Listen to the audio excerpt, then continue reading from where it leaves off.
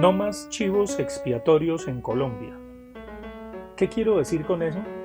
Normalmente representa el chivo expiatorio la cobardía de un individuo y normalmente de un representante de un grupo de individuos cuando es incapaz de asumir su responsabilidad. Entonces la fácil es echarle la culpa al otro, a un otro que puede existir o que se fabrica. Eso ha ocurrido durante 50 años con la FARC. Se le echaba la culpa a la FARC de todo lo habido y por haber en términos de criminalidad, de asesinatos, de boleteo, de narcotráfico, mejor dicho, todos los crímenes horrendos más alcaedescos que uno pueda imaginarse, era la culpa de la FARC. Y así era muy fácil ocultar 1000 problemas que tenía el país, como la corrupción, la politiquería, las paladas, las tajadas, las mordidas y sobre todo a una mediocre y corrupta clase política que ha tomado el control del Estado y que ha tomado el control del Estado desde hace décadas simplemente para favorecer sus propios intereses. Esa es una realidad de Colombia cuando uno entiende a este país que ha sido administrado como una gran hacienda, entre patrones y gamonales que delegan, por supuesto, en aquellos que le dan látigo a los peones para que los peones obedezcan. Pero esa manera de concebir el país como una gran finca está llegando a su término. La sociedad civil está emergiendo y estamos asistiendo a un pasaje de una moral rural gamonal a una ética civil. Y esa ética civil reclama libertades, pero no solamente libertades en plural, sino calidad de esas libertades públicas. Por supuesto, libertades que contribuirían a construir un mejor país, y está en la cabeza, en los pies y en los cuerpos de nuestros jóvenes. Como académico e intelectual que soy, me siento muy orgulloso de ver a esa multitud de jóvenes que sigue marchando, que sigue caminando y que evidentemente lo hace pese al sacrificio no autoinfligido, sacrificio no buscado, sino justamente que algunos quisieron presentarlo como un blanco que debía acontecer, de Dylan Cruz. No, a Dylan lo mataron, Dylan no murió. Y evidentemente aquí cerca, a mi residencia, en la calle 19 con Cuarta, en el momento en que el individuo del SMAT le disparó, todos vimos el atentado. Todos vimos cómo cayó y nos sentimos compungidos. Se está volviendo un lugar de culto la calle 19 con carrera cuarta porque ese muchacho brilla con su sonrisa, que caminaba y protestaba pacíficamente, y evidentemente es un crimen de estas protestas, es un crimen de estas marchas, pero no de las marchas o de las protestas por ellas, sino por un Estado en cabeza de un gobierno mediocre, cobarde, incapaz de dar la cara y que ha generado pánico moral y ha pasado del pánico moral a un supuesto diálogo social. Pero ese supuesto diálogo social simplemente lo hace entre políticos y parapolíticos, con los gremios, con los ayudantes y secuaces de ese gobierno que, repito, es profundamente mediocre, y todos los individuos y los jóvenes y los académicos vamos a seguir diciéndoselo. Ustedes son unos mediocres y si no cambian deben irse.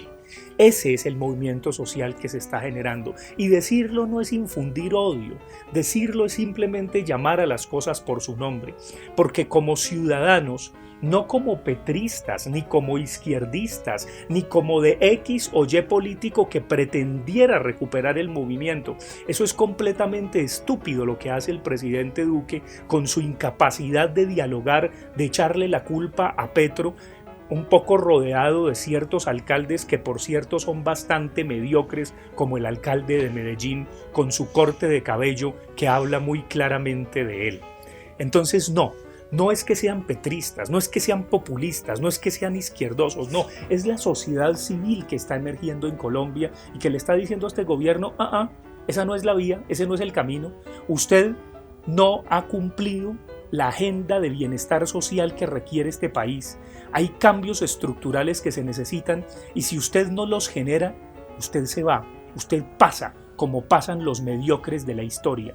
Y obviamente una de las propuestas que tienen los jóvenes es el desmonte del ESMAD, porque los desmadres que ha cometido ese cuerpo son incontables. Las infiltraciones a las marchas, las maneras como ha atentado contra los ciudadanos que cuestionan justamente esa tradición civilista que tenía la Policía Nacional.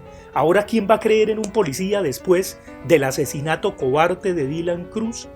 Evidentemente, y de todos los jóvenes que han sido golpeados, que han perdido sus ojos, que han sido sacrificados y violentados por ese cuerpo policial y por otros policías, muchos de ellos que se encapuchan y que saben infiltrar las marchas, porque eso lo hemos visto a través de las redes sociales y hay testimonios que lo documentan. Felizmente hoy los ciudadanos tenemos celulares y cacerolas y vamos a seguir grabando todos estos desmadres de la fuerza pública y vamos a seguir con nuestras cacerolas y nadie, ningún toque de queda peñalosista o ermitallesco o del alcaldecito con su corte de cabello que ya se va de Medellín, que parece más un corte de caballo evidentemente, tampoco va a callar a las ciudadanías libres.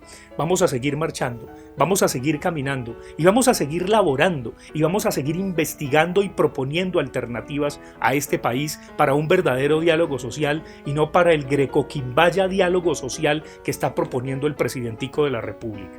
En ese sentido, el llamado de atención es a perseverar en el movimiento, pero también en nuestras propuestas, en nuestro diálogo, y hay unos puntos fundamentales a los cuales no vamos a renunciar. Necesitamos una mayor y mejor libertad, una calidad de libertades públicas en Colombia para mejorar nuestra democracia.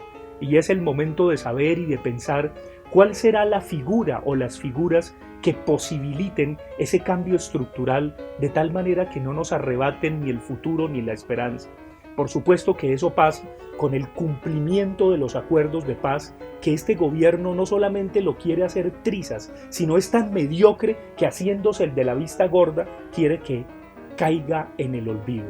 Pues no, ahí hay una hoja de ruta, como hay una hoja de ruta en todos estos movimientos juveniles que hay que escuchar, que aunque se contradigan, que aunque sean diversos, que aunque evidentemente no tengan un único líder, y eso es lo interesante, están representando ese vitalismo social de nuestra sociedad en conjunción con otros vitalismos sociales que están aconteciendo en América Latina y en el mundo.